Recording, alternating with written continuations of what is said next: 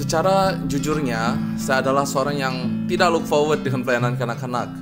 Saya masih ingat lagi teman-teman saya di gereja sering membujuk saya untuk melibatkan diri dengan camp Alkitab anak-anak yang diadakan sekali setiap tahun di gereja.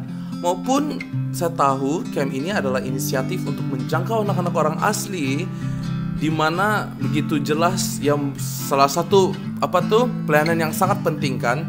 Tapi ya, saya memang tidak ada keinginan menyertai pelayanan kanak-kanak ini karena bagi saya tidak penting. Apalagi camp itu diadakan semasa cuti semester. Lebih baik sebalik sejak kan. Namun pada suatu tahun itu camp ini amat kekurangan manpower. Jadi kawan-kawan saya ini merayulah supaya saya stay dan libatkan diri karena mereka sangat memerlukan pemain musik sepanjang camp Alkitab anak-anak ini. Lalu hanya karena saya rasa macam saya simpati kan dengan keadaan jorang begitu. Jadi dengan hati yang sedikit berat pun saya bagi tahu jorang, yalah saya join lah for this time macam tu. Saya korbankanlah cuti semester saya.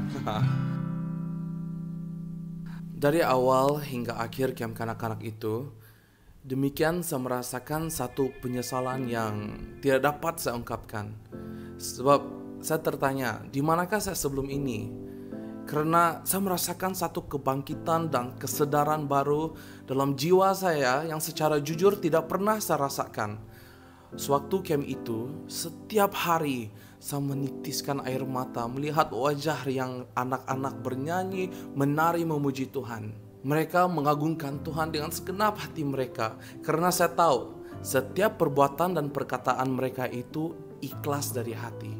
Tahun berikutnya, saya mendengarkan kesaksian salah satu keluarga peserta bahwa anak mereka telah mengumpulkan duit dari awal tahun lagi untuk membayar yuran. Why you may ask? Bukan karena ibu bapak dia tidak mampu membayar, tetapi anak itu memohon ibu bapaknya agar dapat membayar yuran penyertaan bagi kedua temannya yang tidak mampu. Begitu impaknya camp Alkitab ini kepada hidup mereka, sehingga anak-anak boleh berpikir demikian. Saya bertekad untuk menggunakan segala talenta yang Tuhan kurniakan pada saya untuk melayani anak-anak kecil ini. Saya percaya apabila kita mendidik anak-anak ini dengan ajaran firman Tuhan dari waktu kecil lagi, mereka tentu mempunyai fondasi yang kuat apabila dewasa nanti.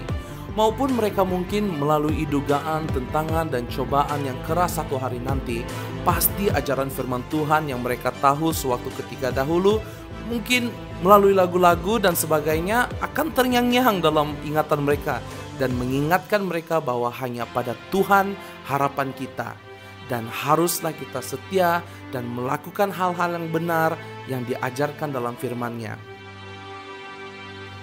Mengelolakan camp Alkitab anak-anak dari Bario hingga ke Selangor dan sampai negeri Pahang pun ada. Tiada duka yang saya kenang, maupun tubuhku yang berat, namun tiada lelah yang saya terasa. Walaupun suara semakin menghilang, namun semangatku tidak retak sedikit pun. Malah saya semakin diberkati dan dikuatkan melihat anak-anak kecil ini juga diberkati. Seperti yang dikatakan oleh Tuhan dalam Amsal 22 ayat 6, didiklah orang muda menurut jalan yang patut baginya. Maka pada masa tuanya pun ia tidak akan menyimpang daripada jalan itu.